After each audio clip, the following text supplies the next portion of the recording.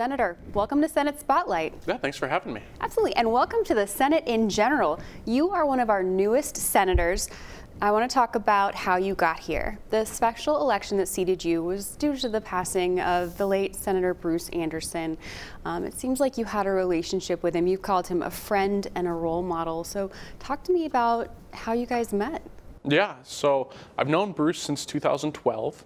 I was actually helping Marion then O'Neill, now Rarick, in her first election, and she wanted to introduce me to the great Bruce Anderson, who was our state rep at the time.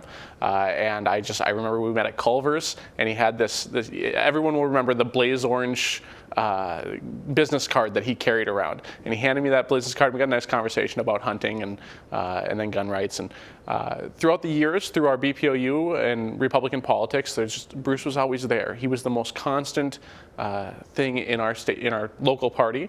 So every parade, every state fair and county fair, Bruce was just always there, and he always had wisdom and jokes, and he was just a good man, and it was a troubling loss for all of us. I remember during your swearing-in ceremony, you had a moment of silence for him, and I thought that was really nice. And I have one of those blaze orange cards in my office. He gave me one as well, so he was still using them. Yep. You kind of alluded to this. This is your first elected office, but it's not your first brush with politics. You've been involved for quite some time. Tell me about those experiences you've had. Yeah, so let's say, like I said, 2012 is when I first got in, and I was involved in pro-life politics for a long time. I've always been supportive of that since I was a lot younger, and even after 2012, I might not have been involved in Republican politics as much, but I was still going to the March for Life in DC. I was still active in the March for Life in St. Paul here, and in pro-life groups. And then when I came back to Wright County, I had to get back involved with the party, and was involved in many elections and knocking on doors and all that fun stuff that makes all this worth it. Is knocking on doors fun? Yes, the knocking on doors is exceptional because you have an opportunity to ask the questions and truly understand what people think. Because all politicians claim to speak for the people. We all claim to say that we know what our constituents want, but we don't until we knock on those doors. Fair point. So you mentioned you've been involved since 2012. You were a bit younger then. Not all young kids are interested in politics. So what inspired you to get involved? So again, coming from the pro-life issue, I had a deep understanding that policy is directly related to the real cost of the human cost of government failing or succeeding. And it felt too important to not be involved then, and it's still too important today. Is that what inspired you to jump in as a candidate this go-round? So again, it's the preeminent issue behind my political leanings. However, in 2021, my school, Buffalo High School and Buffalo School District, actually passed a policy allowing boys and girls sports. And I was there, I spoke against it at the time. We were ignored. The room was full of parents that were upset.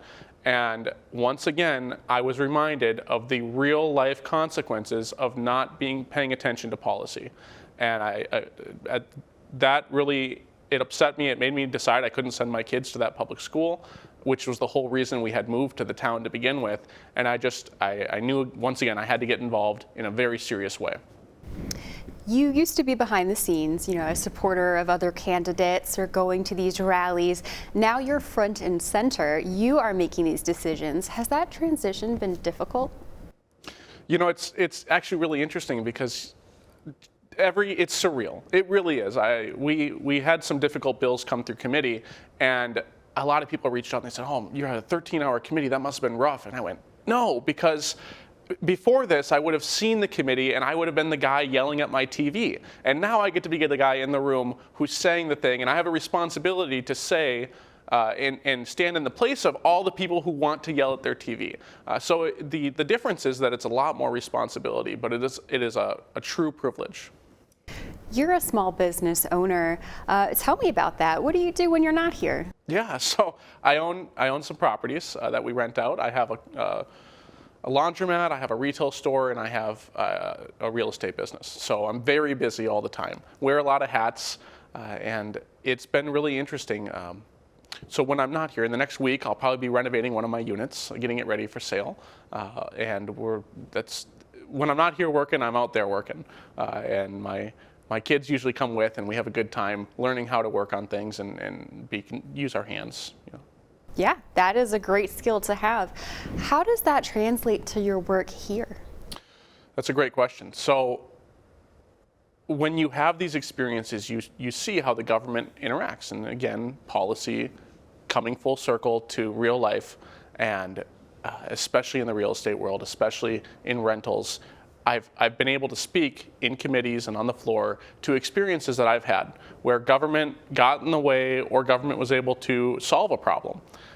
And knowing where those shortcomings are, really, it brings a perspective, and every senator has a unique perspective that they bring here with their own lived experiences and the people they meet, and they're able to bring that to bear for the people they represent.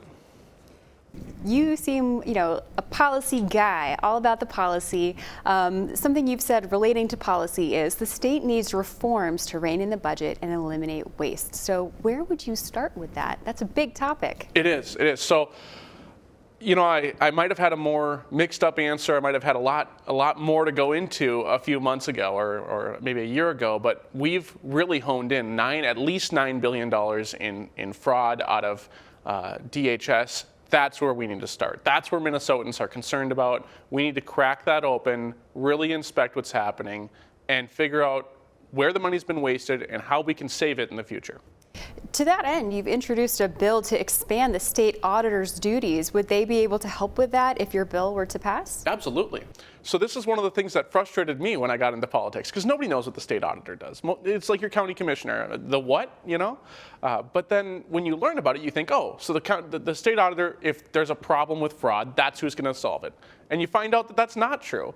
And it used to be that when it was first created, and then it kept getting rolled back and rolled back and rolled back. Why have a constitutional position that doesn't have the power to handle what the people would naturally think it should? So it just made sense to me that if we're going to have an auditor, that person should be responsible and have the tools to do it. Have you met State Auditor Julie Blah? She came on the show last session, and she was a treat. I have not met Julie Blah. Oh, you'll have to. All right, Senator. Well, thank you so much for your time here. It's been an absolute pleasure getting to know you, and welcome to the Senate. Yes, thank you.